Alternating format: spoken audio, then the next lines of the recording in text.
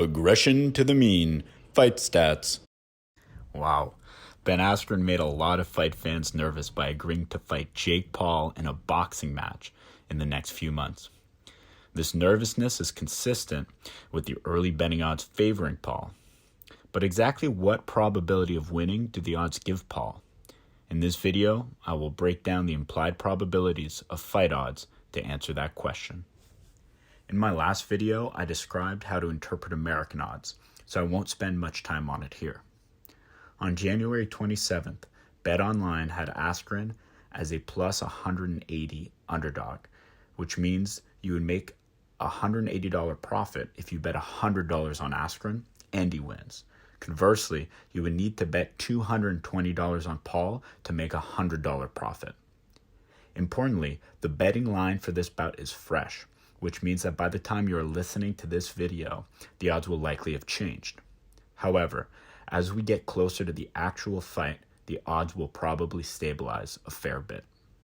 Although many fight fans realize that the odds confer some information about a fighter's probability of victory, I think few of them know that fight odds can be used to calculate an exact number which roughly represents a fighter's probability of victory.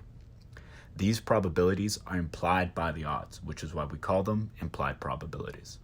Importantly, the betting odds have a slight bias built into them that inflates a fighter's supposed probability of victory. I will elaborate on this bias later in the video. I'm about to show you how to calculate implied probabilities from fight odds using math. If you're scared of math, just know that you can find plenty of implied probability calculators online by using your favorite search engine. We'll start with the probability of victory for Askren. Using a simple formula, we can calculate that, according to the odds, Askren has about a 36% probability of winning his next fight against Paul. Put another way, that would make Askren nearly a 2-to-1 underdog. Now, we will calculate the probability of victory for Paul. Importantly, the equation for calculating the implied probability of the favorite is slightly different than the one used for the underdog. Using this modified equation, we calculate that, according to the odds, Paul has roughly a 69% probability of victory against Askren. At this point, you may have noticed that something literally does not add up. If we add the probabilities of victory of Askren and Paul, we should get a total of 100%. However, in this case, we get a total of 105%. Impossible. The additional 5% is referred to as the overround, and is the bias I was referring to earlier in the video. The overround, among other things, guarantees that betting sites turn a profit. One way to think about it is that with the odds they post, betting sites are implicitly telling you that a given fighter has a greater probability of victory than they really do. Therefore, on average, bettors are certain to lose money.